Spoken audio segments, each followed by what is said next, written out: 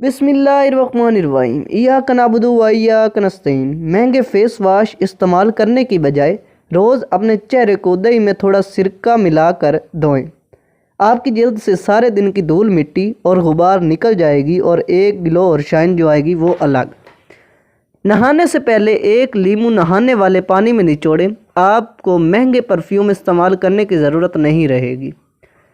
अपनी पानी की बोतल अपने साथ रखें और उसमें 76 पुदीने की पत्तियां शामिल कर लें और सारा दिन उसी बोतल से पानी पिएं। ऐसा करना आपकी स्किन को अंदर से हेल्थी करेगा और आपकी स्किन दानों और तमाम मसाइल से महफूज रहेगी।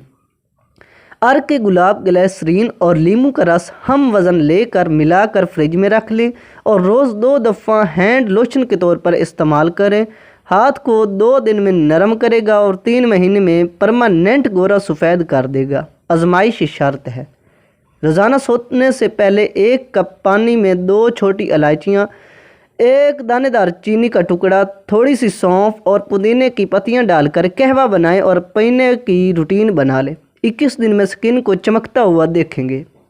सरसों का तेल और कैस्टर ऑयल हम वज़न लेकर किसी पुरानी मस्कारे की खाली बोतल में अपनी साइड टेबल पर रख लें और रोज़ाना रात को सोने से पहले पलकों पर लगाएं। 3 महीने पलकें इतनी लंबी और घनी हो जाएंगी कि आपको मस्कारा या फेक आईलैशेस लगाने की ज़रूरत नहीं रहेगी। प्याज का रस और नारियल का तेल हम वज़न लेकर नीम गर्म करके हफ्ते में 2 दफ़ा बालों में लगाएं।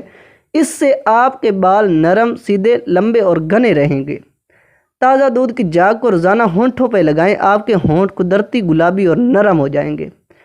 हफ्ते में 2 दफ़ा बादाम के पाउडर और अर्क गुलाब का मास्क 25 मिनट के लिए स्किन पे लगाने की रूटीन बना लें।